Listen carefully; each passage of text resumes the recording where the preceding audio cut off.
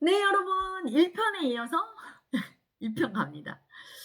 제가 옛날에는 여러분 그 집이 이렇게 디귿자로 돼서 안집 있고 새를 몇 개를 줘서 그 새를 받아 먹고 살고 뭐 이랬어요. 그 괴산에 감나무가 많이 열리고 제가 이렇게 새를 받고 이렇게 사는 그 새 들어 있었는데 그 옆집에 쌍거부댁이라고 있었어요. 제가 그때 5살인가 6살 때였죠. 거기 인제 그 과부 아줌마 둘이 살았어. 왜냐하면 인제 그 과부 할머니가 아들 하나 있는 외아들을 외동아들을 장가를 보냈는데 그 아들한테 시집을 왔어요, 며느리가. 온 지 한 1 년인가 2년 만에 아들이 죽어버린 거야. 그러면 옛날에는 재가를 잘 안 합니다. 특히 재가하는 목적은 돈을 먹고 살 길이 없죠, 여자 혼자. 그러니까 재가해서 남자한테 돈을 인제 생계 해결하려고 그리고 재가를 하는데 이 집이 그래도 재산이 있던 집이었던 거예요. 그러니까 이 며느리가 재가를 안 하고 홀어머니를 모시고 홀시어머니를 모시고 사니까 둘이 다 과부니까 쌍과부댁이라고 불렀어요. 근데 인제 그 과부 할머니가 어느 날 인제 죽습니다. 죽을 때 성경책을 남기고 죽어요. 그리고 며느리한테 "하나님을 믿어라. 하나님의 신을 믿어라." 이러고 죽었어요. 그런데 그 며느리는 까막눈이야. 그러니까 글을 못 읽어요. 그러니까 하나님의 신을 모시는 게 어떤 건지 모르는 거예요. 성경을 읽고 기도를 하고 해야 되는데 그걸 모르고 옛날에는 어땠어요, 여러분? 뭔가 예를 들면 아기가 안 들었으면 삼신할머니한테 이렇게 정한수 떠 놓고 기도하고 성황당에 가서 기도하고 뭐 이랬죠. 정한수 떠 놓고. 그러니까 이분도 성경책과 정한수를 거기 떠 놓고 하나님의 신한테 기도를 하기 시작한 거예요. 그래서 제가 그 아줌마랑 친했어요. 왜냐면 아기가 없고 외롭잖아요. 그러니까 제가 맨날 놀러 가요. 놀러 가면 맛있는 것도 주고 제 기억에 참 예뻤던 거를 기억하는데 그 아줌마가 저를 막 이뻐했어. 그래서 가서 놀러 가고 막 같이 다듬이 방망이질 할 때 옆에서 얘기도 하고 막 이랬던 기억이 나는데 그분이 아침마다 새벽 한 4 시쯤 어슴풀에 동이 트기 시작하면 여름엔 4 시, 겨울에는 6 시쯤에 이렇게 머리를 착 옛날엔 쪽진머리였어요. 이렇게 저는 그냥 5 분이면 올리잖아. 5 분도 안 걸려요. 1 분이에요. 두루마기 쫙 올리면 끝인데 그분은 이렇게 쪽지니까 참빗으로 착 빗어서 동백기름 쫙 발라서 여기 이렇게 틀어서 비녀 쫙 꽂고 그리고 하얀 옷을 입어요. 목욕제게 하고. 그다음에 정한수 떠고 이렇게 하나님의 신이시여 저에게 임하소서 하고 기도를 하는 거예요, 이분이.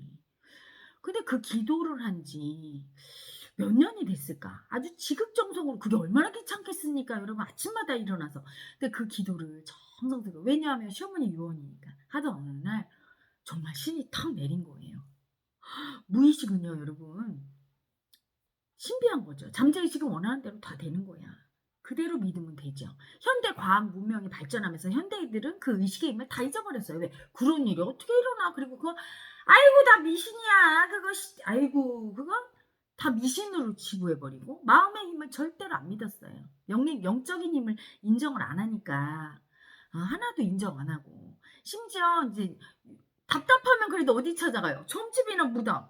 안 믿을 수 없는 거죠. 찾아갑니다. 그리고 여러분 사람이 한 나이 40-50대 돼봐. 젊을 때는 뭐 용기 있게 자기 인생 개척하는 거야. 운명이 어디 있어? 응? 이러죠. 그러다가 40-50 돼 보세요. 운명을 믿게 돼 있어. 나는 노력하는데 왜 이런 일이 생기고 나는 왜 이렇게 이런 사람만 만나고 나 내 인생이 왜 그럴까? 그러면 그때부터 점집도 가고 뭔가 이상한 응? 믿으면서도 또 그 마음을 무시해요. 그래서 점 보고 무당하는 그런 분들 막 무시하는 게 바로 마음을 무시하는 거죠. 그런데 그 당시에는 그래도 마음의 힘을 인정하고 어떤 그렇게 분별심이 없는 분이었던 것 같아요, 그분이. 왜냐면 학교도 안 다니고 까막눈이었으니까. 신이 있다고 진짜 믿었던 거죠. 근데 정말 어느 날 딱 받은 거예요. 그래서 그날도 놀러 갔어요. 어린이집 그때 깜짝 놀랐죠. 놀러 갔는데 막 신발이 정말 몇백 컬러. 그 집에 원래 아무도 없거든. 그래서 그 당시에 참 신기해요. 텔레비전도 없는 시대에 여러분 텔레비전도 그때 없었어요. 라디오도 뭐 라디오 하나 켜면 온 동네 다 모여서 이렇게 듣던 시절이에요. 그런데 어떻게 알고 전국에서 다 모인 거야. 병자들이. 싹 다 모였어요. 그래서 저는 그 옆에 아줌마 옆에 이렇게 앉아서 근데 아줌마가 뭔가 달라 옛날하고 조금. 응? 모습은 같은데 그래서 "아줌마 놀러 왔는데 사람들 이렇게 많아서 나 가." 그랬더니 그냥 거기 앉아서 놀으라고. 또 먹을 거를 막 가져왔어요 그분들이. 난 옆에서 신나서 먹을 거 먹고 있는데 사람들이 아픈 사람들이 들어오는데 정말 그때 잊혀지지 않는 기억이 있어요. 지금 생각해 보면 유방암이었던 것 같아요. 가슴이 시커멓게 다 썩었어. 이게 퉁퉁 불었어요. 그래 갖고 이거를 천으로 다 둘둘 묶은 어떤 여자가 왔어. 이렇게 하는데 정말 새카맣게 그러니까 이 인제 아줌마가 대야 가져오라고 하더니 대야에다가 손을 거침없이 탁 잡았어요, 유방을. 딱 짜니까 피고름이 나오는데 정말 줄줄줄줄 다 떨어져요, 다. 예. 쑥 다 떨어지면서 그냥 말끔해지는 거예요. 완전히 치유되는 거야. 뭐 절름발이 와 갖고 목발 짚고 왔다 갔고 다. 누운 이게 먼 사람 다 고치고. 그래서 제가 물었죠. 가끔 그 집에서 인제 아줌마랑 자기도 하고 했어요. 제 동생이 인제 바로 연년생으로 태어나서. 걔가 걔를 돌보고 엄마는 인제 걔랑 자고 하니까. 그래서 물었죠. "아줌마는 어떻게 그렇게 해?" 그랬더니 하나님의 신이 다 한대요. 그래서 하나님한테 기도하면 다 된대요. 그렇구나. 응? 그래서 집에 가서 제가 그 얘기를 막 해 줬어요. 저희 아빠도 그때 되게 고생하셨거든요. 무좀.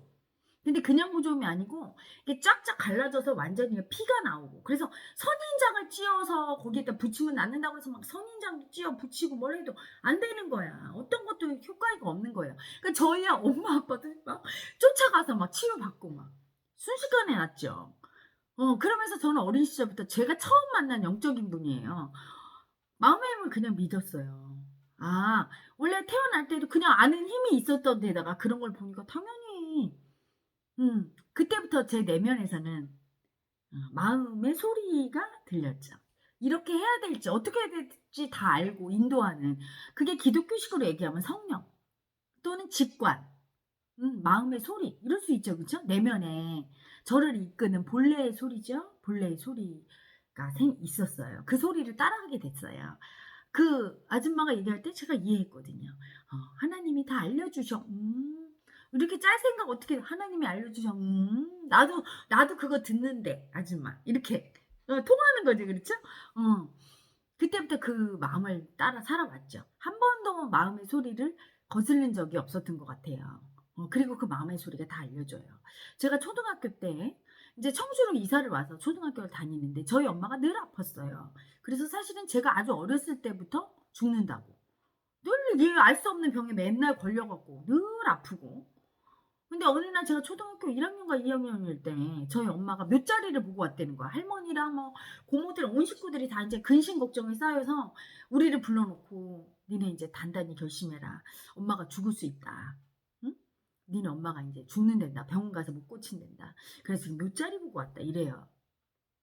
그러니까 인제 그 묫자리를 보고 왔다고 하니까 다들 막 걱정하는데 저는 마음에서 알았어요. 그 마음의 소리가 들리더라고요. "안 죽어. 네가 기도하면." 그래서 제가 할머니한테 그랬잖아요. "할머니 엄마 안 죽어요. 왜 죽어? 절대 안 죽어. 걱정하지 마. 내가 살릴 거니까." 하나님이 안 죽인대. 그랬더니 저희 할머니가 또 이러더라고요. "그래. 아이들 말은 잘 들어 하나님이. 네가 기도해 봐." 이랬죠. 그때부터 제 내면에 하나님을 만나고 살았던 것 같아요. 열심히 기도했죠. 뭐 열심히 할 필요도 없었어요. 저는 알고 있었으니까요. 하나님이 이미 엄마를 사랑해서 구원한다는 거. 그래서 정말 저희 엄마가 기적처럼 나았어요. 그때 한 기도가 "하나님 저희 엄마 제발 살려주세요. 저희 엄마 목숨을 걷어가시려면 제 목숨을 대신 걷어가세요." 이렇게 기도했던 기억이 나요. 엄청난 사랑이죠. 그렇죠? 목숨 바친 사랑을 그때 경험했던 것 같아요. 그때 이미 내면에서 알고 있었어요. 기적은 오직 큰 사랑에서 나온다는 거. 아무것도 대가를 바라지 않는 그 마음. 그 사랑이 기적을 일으킨다는 거. 그 사랑이 하나님인 걸 그때 이미 몸은 알고 있었던 거예요. 그래서 제가 어린 제가 그렇게 기도한 거야. 그리고 당연히 들어주실 거야. 그리고 진짜 엄마 대신 내가 죽을 수 있어? 그걸 알았던 거죠. 응? 하나님이 신이 내린 그 하나님의 사람이라고 했던 그 아줌마도 어떻게 그 기적을 일으키는가?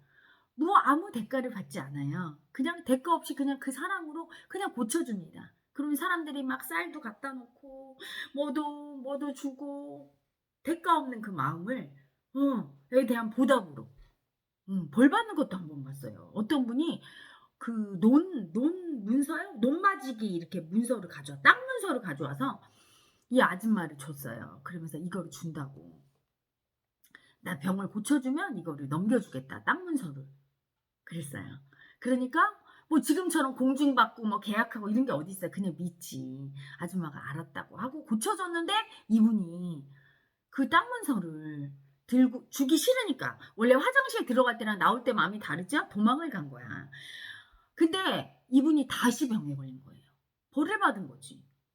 그렇게 배신하고 자기를 사랑으로 고쳐준 사람한테 거짓을 행했으니 다시 병들어서 돌아온 거예요. 그거를 이제 어떻게 알았냐면 어느 날 밤에 엄마 아빠가 얘기를 하더라고요. 아, 그 사람이 다시 병 걸려서 갔대 세상에. 오, 엄청 무섭지? 하면서 막 얘기를 하는 걸 소리를 들었어요. 음. 하나님의 성령을 회방하는 자는 용서받지 못하리라 그거죠. 기독교에서 그렇게 얘기하죠. 예수가 성부와 성자 하나님 아버지와 내 말을 내 뜻을 거역하는 건 사함을 받되 성령님을 해방하는 건 사함을 받지 못하리라. 이게 뭐냐면 사랑의 힘을 거스르는 거. 함이 없는 사랑을 줬는데 그 성령님과의 약속, 그 사랑을 배신해. 미움이죠. 지키지 않고 신의를 저버리고 도망가는 건 미움이잖아. 미움을 쓰는 건 절대 용서받지 못한다는 걸 의미하는 거였겠죠. 응? 그래서 그때 어린 시절에 이렇게 자면서 엄마 아빠가 했던 말을 들었죠. 그러면서 제 내면에서 알았던 거예요. 그 아줌마가 할 때 그 사랑하는 마음, 사랑의 마음. 누구나 또 다 기도한다고 그런 능력을 갖지 않죠. 무한한 사랑이 있는 사람만이 내면에 그 하나님의 신성, 본성. 저희들은 본성이라고 얘기하죠. 기독교에서는 하나님이라고 얘기하고 불교에서는 불성이라고 얘기하고 이슬람교에서는 알라신이라고 할 테고 무슨 뭐 어떤 이름 그 성령 그 사랑이라고 저는 하고 싶어요. 그런데 하나님은 사랑이잖아요. 신성은 사랑이죠. 그 사랑만이 기적을 일으킨다는 걸 이미 알고 그 인도로 살아왔던 것 같아요. 그래서 그 당시에 저희 엄마가 기적적으로 치유되고 그러면서 내면의 인도를 항상 따라서 내면이 시키는 대로 살아왔어요. 그러다 처음으로 거스른 게 저희 이 아버지가 간암 걸려서 이제 거의 돌아가실 때가 됐는데 저희 엄마가 그래요. 야, 아버지가 너희 딸 삼 자매만 놓고 돌아가시면 너무 걱정이 돼서 눈을 못 감으니까 네가 결혼을 해라. 그렇게 저한테 얘기하셨어요. 그런데 이제 그때 제가 이제 젊을 때 바람둥이였습니다. 그래서 제가 이제 몇 명 남자를 사귀고 있었는데 그 중에 저희 아빠한테 제일 잘한 의사니까 아빠 입원도 시키고 막 잘했겠죠. 그리고 이제 든든하고 아빠가 없어도 경제력도 있고 뭐 그러니까 저희 엄마가 또 저를 좋아하는 것 같고 하니까 그 사람은 결혼해라. 근데 제 내면의 목소리는 하지 말아라. 너와 그는 맞지 않아.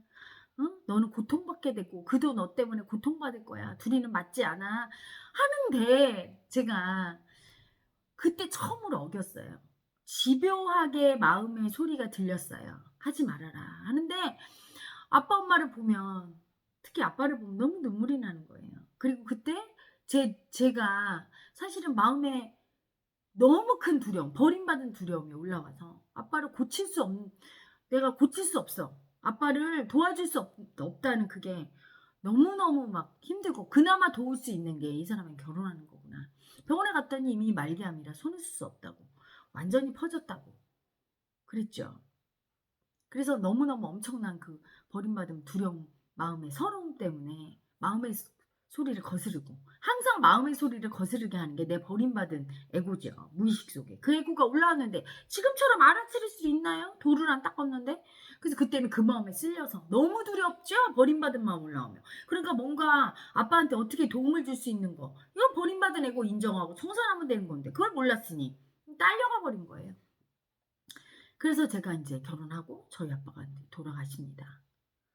마음 공부를 하고 나서 알았어요. 제가 왜 그렇게 아빠의 죽음을 일찍 경험했는지. 그때 정말 제가 너무나 간절하게 원했어요. 누군가 현대의 병에서 현대의학에서 치유 못하는 저희 아빠를 누군가 치유해 준다면 누군가 고쳐줄 사람 없을까?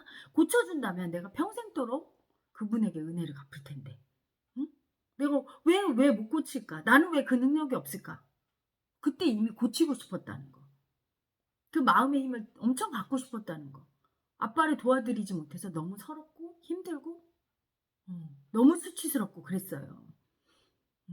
만약에 그런 나한테 거짓이라도 나중에 이런 생각 들더라고요. 의사 선생님이 "한 달밖에 못 삽니다." 이랬을 때 너무너무 원망스럽고, 한 달밖에 못 살지언정 희망을 주면서 노력해 보겠습니다. 살 수 있을지 몰라요. 물론 희망 고문일 수 있지만 좀 그렇게 해줄 수 없었나. 왜 꼭 그렇게 안 된다고 냉정하게 딱 잘라 얘기하면서 "죽습니다. 한 달 후에 죽습니다." 이렇게 얘기하나. 희망의 존재가 없을까? 왜 이 세상에는 이렇게 내가 절망하고, 그때 정말 제 버림받은 애가 어땠겠어요, 여러분. 제 무의식 속에서 저와 아빠는 연인이었거든요. 응? 저희 엄마 아빠지만, 머리로는 엄마 아빠지만 무의식에서는 성관념이, 엄마는 연조, 아빠는 내 거. 예. 그래서 복잡했죠. 아버지를 잃는 그 딸의 마음도 있지만 사랑하는 남자를 잃는 여자의 마음. 엄청 올라왔어요. 너무 서럽고 비참하고 막 그냥 하루 종일 눈물이 줄줄 나오고 막 이런 적이 많았죠. 그 버림받은 마음이 뭐 얼마나 올라오는지. 그때 누군가 희망이 없을까, 이 세상에는 이렇게 불치병을 고칠 수 있는. 정말 너무 고쳐주고 싶다는 마음이 너무 간절히 올랐어요. 그게 또 제 무의식 속에 있는 할아버지 마음이었겠죠. 사랑하는 사람의 죽음을 보면서 고쳐주고 싶은 마음. 그걸 간절히 올렸던 것 같아요. 그런데 어쨌든 제 힘으로 역부족이죠. 별별 방법을 다 써봤지만 되지 않고 저희 아버지가 떠났고, 음, 저를 버리고 떠났어요. 떠나고 저는 이제 그때부터 저희 남편과 결혼해서 살면서, 사실은 남편은 의사, 저는 약사였어요. 그럼 뭐가 부족함이 있었겠습니까? 그렇죠? 그렇게 어려움은 없었죠. 하지만 마음이 그때부터 지옥이었어요. 말을 안 들었으니까 내 무의식 속에서. 어, 그때부터 이미 너의 본성을 회복하라고 마음 공부를 해야 된다고 울림이 있었던 건데, 아버지에게 저렇게 아픈 병을 준 건 네가 고치는 그 힘을, 생명력을 회복하라고 이 마음 공부를 하라는 그 내면의 울림이 있었던 건데 그걸 무시했던 거죠. 그래서 막 지옥이었어요. 여러분, 그게 지금 제가 생각하면 버림받은 애가 다 떠서 몸이 막 엄청 아프고 마음이 괴로워요. 그냥 이유 없이. 응? 전 남편이 되게 좋은 사람이었고 저에게 잘해줬는데도 이해가 안 되니까 제 마음을 얘기할 수도 없어요. 왜 이해가 안 돼? 나도 내 마음이. 그냥 믿고 그냥 싫고 그냥 두렵고. 음. 그래서 제 마음이 지옥이고 너무 힘든 나머지 제가 헤어지게 됩니다. 돌싱이 돼요. 그때부터 저의 괴로움은 더 올라오죠. 돌싱이 돼서 얼마나 수치스럽겠어요. 여러분, 요즘은 뭐 이혼하는 분들도 많고 아유 돌싱입니다 이렇게 장난으로도 하지만, 아유 제 때만 하더라도 뭐 정말 너무너무 수치스럽죠. 그게 하나에. 물론 제가 원해서 한 이혼이었지만 그래도 버림받은 애고 너무너무 뜨고 수치스럽죠. 너무 아픈 상처고 상대에게도 너무 아프게 한 거고 저 자신도 너무 사실은 아팠고, 그래서 그 고통의 애고가 뭐 말도 못합니다. 그래서 방황을 하고 그러면서 서울에 가서 여러 가지 경험을 했어요. 이혼하고 나서 온갖 경험을 했죠. 그 당시에 이제 김대중 정부 시절이라 코스닥이 막 몇백 배 뛸 정도로 막 그 경제가 출렁출렁하던 시대에 가면 서울에 올라가서 수많은 그 사업하는 분들을 만나면서 그때 어떤 분을 만나냐면 아주 그 엔지니어인데 사업도 하면서 마스터 엔지니어라고 해서 외국에 초대까지 받아가면서 뭐 기술을 개발하고 이런 좀 특이한 분을 만납니다. 그러면서 제가 경제에 눈을 뜨고 주식에 눈을 뜨고 사업에 눈을 떠요.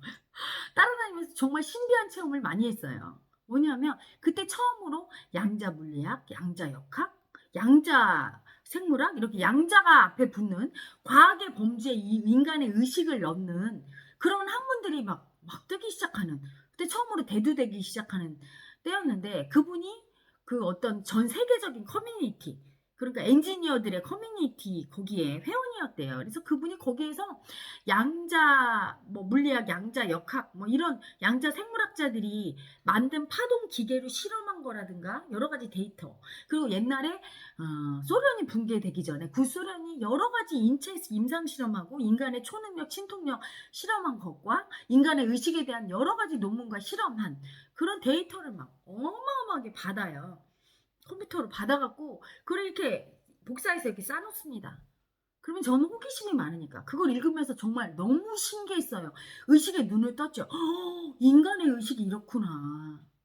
막 이렇게 그 당시에 막 너무 신비하고, 그러면서 제가 마음의 힘에 대해서 더 확신했던 것 같아요. 그리고 그 당시에 이제 머피 박사의 책도 읽고 하면서 잠재의식, 무의식의 힘을 느끼면서 '이 힘을 어떻게 쓸까?' 이렇게 쓰는 사람도 있고 잠재의식의 힘을 이렇게 잘 쓰는 사람도 있고 못 쓰는 사람이 있고. 그때 또 하나 결론 내린 게 있어요. 쓰는 사람은 사랑이 크더라 이거예요.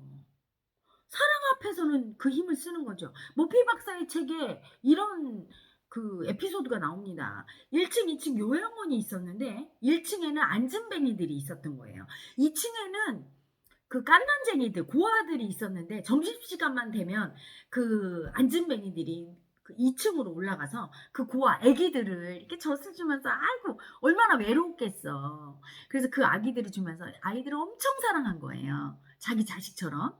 그렇게 해서 외롭지 않고 그 앉은뱅이 그분들은. 그리고 이제 아기들도 보호받으니까 얼마나 사랑받았겠어. 사랑 에너지장이 형성이 됐겠죠? 그랬는데 어느 날 요양원에 불이 났어요. 불이 났는데 어떻게 됐는지 아세요? 실화래요. 앉은뱅이들도 죽었어야 되죠. 못 움직이니까 누군가 정상인들이 도와줘야. 밤에 불이 났는데 다 직원들은 퇴근하고 요양원 직원들은.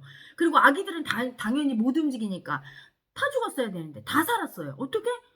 안전뱅이들이 다 일어나서 불이 나자마자 위에 아기들 어떻게 하는 순간 그냥 벌떡 다 일어나서 올라가서 아기들을 구하고 나왔는데 그 순간 자기들이 안전뱅이인 것도 잊어버렸대요. 오직 아이들을 살려야 되는 마음 때문에 그냥 벌떡 일어나서 아이들을 구하고 나왔는데 서로 너 어떻게 일어났어?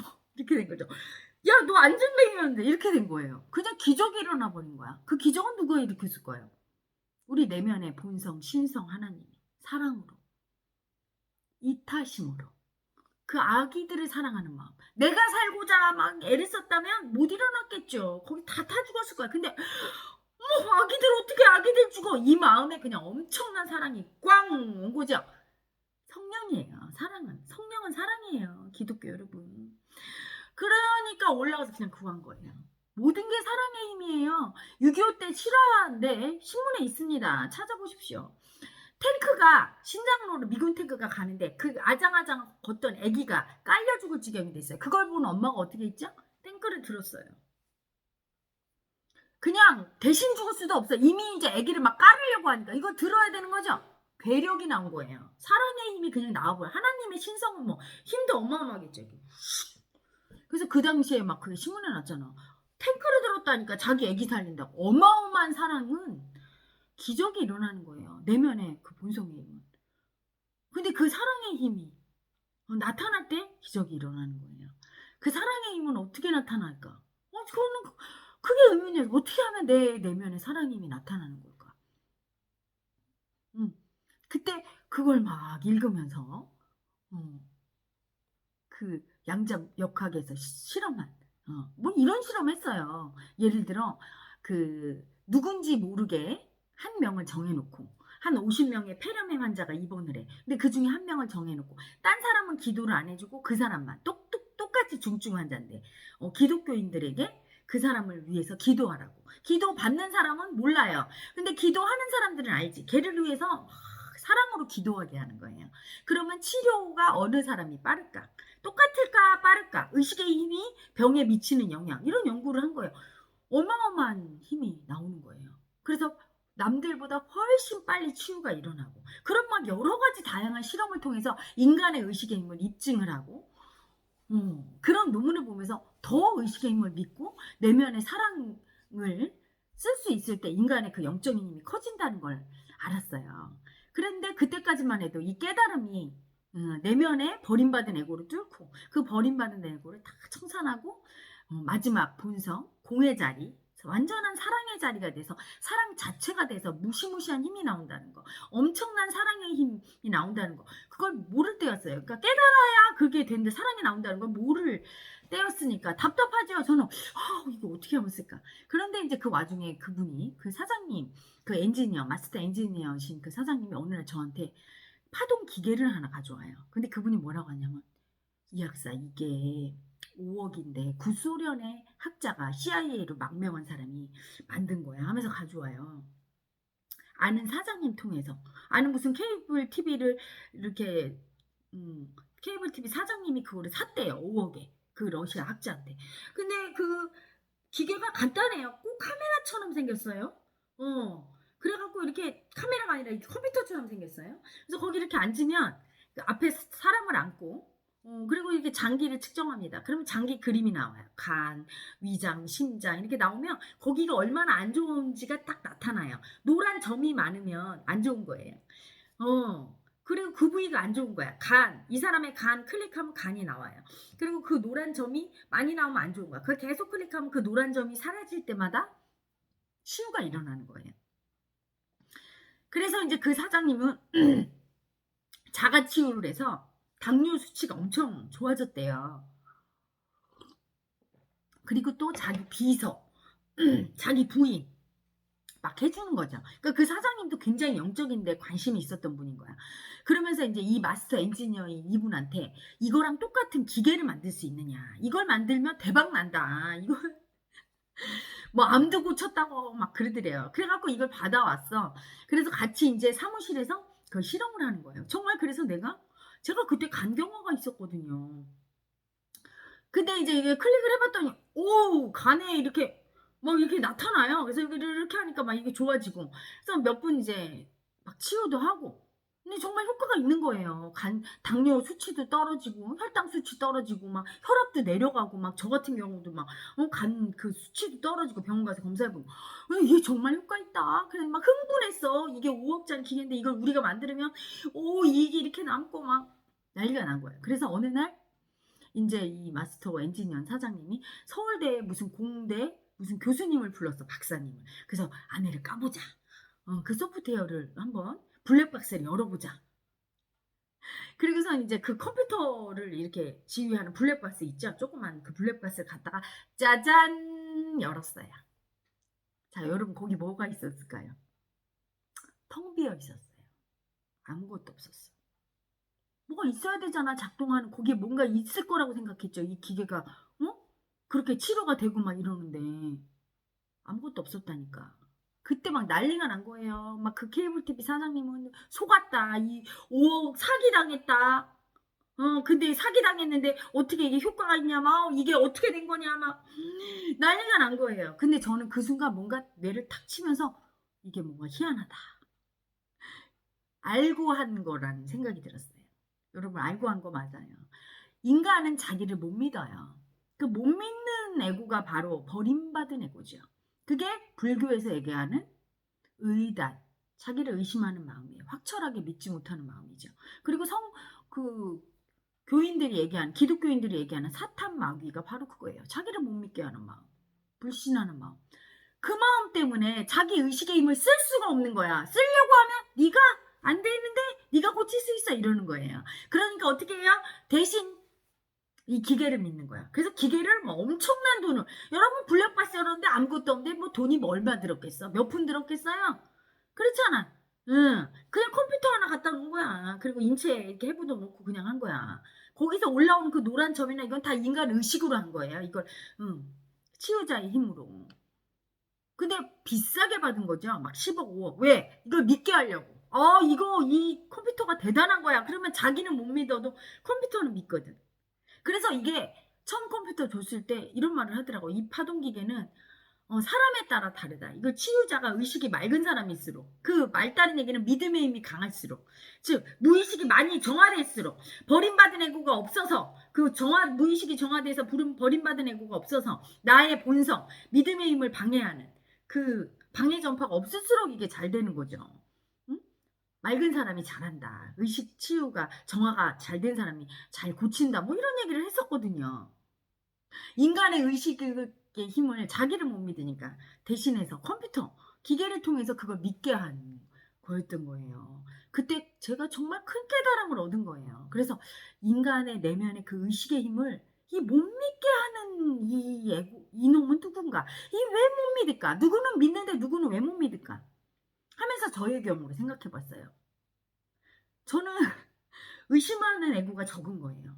아주 아기 때 거의 없고 아주 적었기 때문에 그렇게 다 알다가 조금 자라면서 학교에 들어가서 옳다 그르다 이거는 과학적으로 될 수 없는 일이야. 불가능을 배우죠. 인간은 하늘을 날 수도 없고 인간은 이래. 여기까지야. 이건 될 거야. 이거 암은 못 고쳐. 뭐 이런 걸 자꾸 주입받아요. 그게 다 인간의 의식을 방해하는 거죠. 응? 만약에 어릴 때 암도 고칠 수 있는 거란다. 이렇게 주입받으면 전혀 다를 거예요. 아주 맑은 애기한테. 암도 고칠 수 있어. 네가 그 간을 떠올려서 거기를 이렇게 색칠해봐. 고쳐져. 이렇게 순수하게 믿으면 될 수도 있는 거예요. 근데 그런 분별심을 주입해서 그 애고가 생기면서 제 힘이 많이 많이 약화되고 그래도 남들보다 컸어요. 저는 교회 가서 기도하면 백발백중 들어줘요. 하나님이. 왜냐? 하나님을 되게 사랑하는 마음으로 기도했거든. 저 교회 다니면서 엄청 열심히 기도했어요. 왜냐? 제가 중학교 때인가? 제가 그냥 무의식이 열려버린 거죠. 중학교 때. 밤에 잠을 자는데 저희 엄마를 죽이고 싶은 마음이 너무 올라오는 거예요. 제가 얼마나 놀랐겠어요. 이 마음이 어떤 마음이에요? 뱃속에서 태아 때 저희 엄마가 저를 죽이려고 했거든요. 보건소 가서 낙태하려고. 처녀니까 너무 무서워서 들킬까 봐. 그때 막 엄마에 대한 미움, 나도 너 죽이고 말 거야. 너 나 왜 죽이려고 해. 막 이 마음인데 밤에 이렇게 자려고 하면 그게 무의식이 열리면서 자궁으로 들어가는 거죠. 제 의식이. 엄마 자궁처럼 느껴지는 거야. 그 좁은 방이. 어두운 방. 그러면서 그 마음이 올라오는데 너무 무서운 거죠. 그 마음이. 그래서 내 속에 마귀가 있어. 사탄이 있어. 귀신이 있어. 악마가 있어. 나는 교회 다녀야 돼. 그때부터는 교회를 열심히 다니고 하나님한테 회개하고 참회하고 그러면서 좀 좋아졌던 것 같아요. 제가 이렇게 마음이 열려 있었던 아이였기 때문에 제가 하나님을 사랑하면서 이렇게 기도하면 잘 들어줬어요.